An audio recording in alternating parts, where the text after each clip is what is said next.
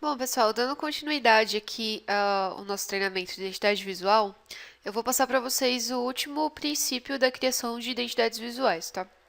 É o princípio da versatilidade. O que que ele quer dizer para a gente? O princípio da versatilidade, ele diz que a gente tem que criar uma identidade visual que seja adaptável a qualquer tamanho. Eu já venho falando disso para vocês desde o começo, mas é por causa disso mesmo, para que vocês fixem bem esse princípio, porque ele é o mais importante. Além da gente criar a identidade visual que seja escalonável, né, que ela possa ser aumentada ou diminuída sem perder legibilidade, sem perder cores. Além disso, a gente tem que criar uma identidade que tenha cores bem definidas, de preferência que a gente não utilize gradientes, sejam cores mais puras. E é interessante também que ela sempre seja em vetor. Aí você fala assim pra mim: "Ah, mas eu quero fazer ela no Photoshop".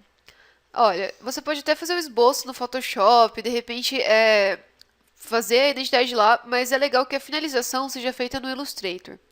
Ou, de repente, se você usa CorelDRAW, também pode ser, não tem problema nenhum. Por quê?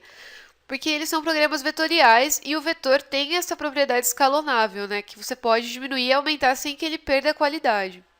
E também é legal porque as cores no Illustrator elas já são no padrão CMYK.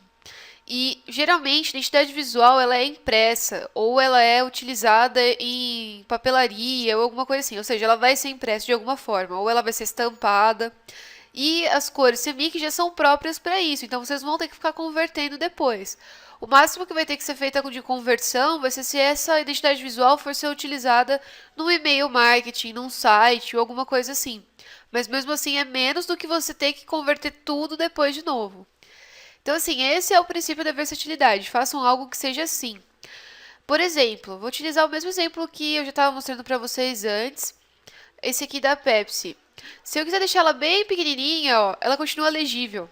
Ela não perde essa legibilidade, as cores não se alteram, você não vê o gradiente mudar porque ela nem tem gradiente. Você vai falar assim pra mim, ah, mas essa aqui da Apple é assim.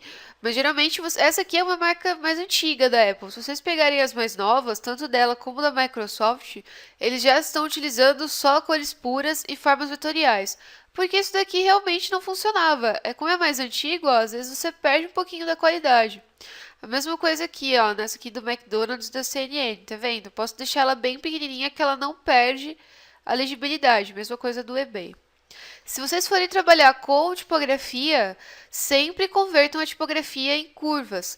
Ah, eu não sei o que é isso.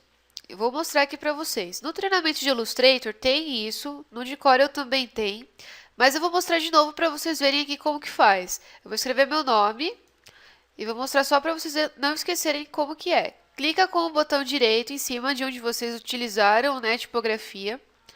E quem está usando a versão em inglês vai ter escrito aqui, Create Outlines.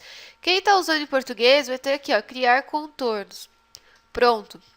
Isso daqui vai garantir que quando vocês entregarem essa identidade visual para o cliente e ele for utilizar, ou levar uma gráfica para imprimir, ou enfim, que ele de repente vai contratar outra pessoa para fazer uma parte da identidade visual corporativa. Você não faz site e ele quer que outra pessoa faça, eles vão poder utilizar sem que essa tipografia seja alterada. Porque não é todo computador de todo mundo que tem a mesma tipografia.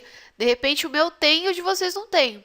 E eu passo isso para vocês sem criar essas curvas.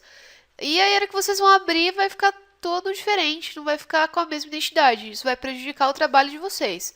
Então, tenham isso sempre em mente, tá? Aqui eu vou mostrar para vocês do mesmo exemplo, né, da padaria Pão Quentinho, para vocês verem como que funciona isso, ó, esse princípio da versatilidade.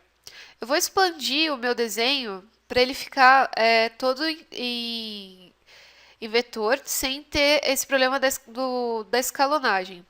Mas eu vou mostrar para vocês como que isso aqui não dá legibilidade quando ele fica muito pequeno, porque ela não foi pensada para ser assim. Olha isso, vocês conseguem ler alguma coisa aqui? Não conseguem.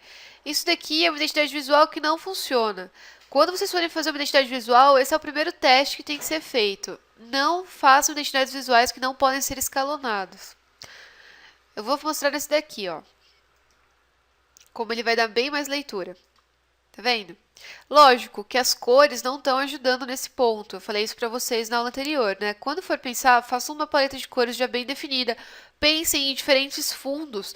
De repente é legal você fazer assim vários fundos de várias cores diferentes e testar para ver se isso vai funcionar.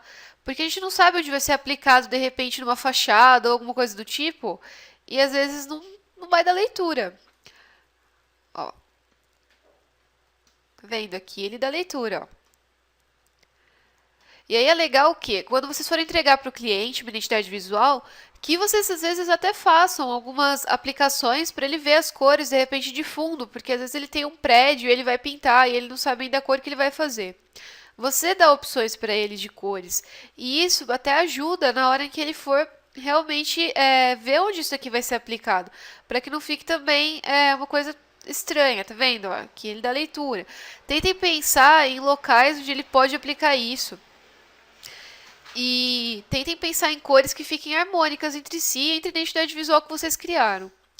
E sempre se lembrem disso. Convertam as tipografias em linhas, façam a identidade visual em vetor, desenvolvam suas paletas de cores, deixem essas paletas salvas para que isso não seja perdido e entreguem para o cliente sempre opções de cores. Isso mostra que a identidade visual que vocês criaram, ela é versátil, ela pode ser utilizada em qualquer lugar. E é isso que o cliente quer. Quando você entrega, ele quer ver esse tipo de coisa.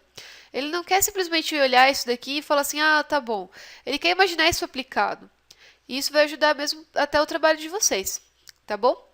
Bom, na próxima aula eu vou começar a falar para vocês um pouquinho sobre escolha de tipografia para a identidade visual e eu vou mostrar para vocês os exemplos de marcas que já são utilizadas só com tipografias e que conseguiram se solidificar no mercado sem nenhum outro símbolo junto delas. Então, até a próxima, pessoal!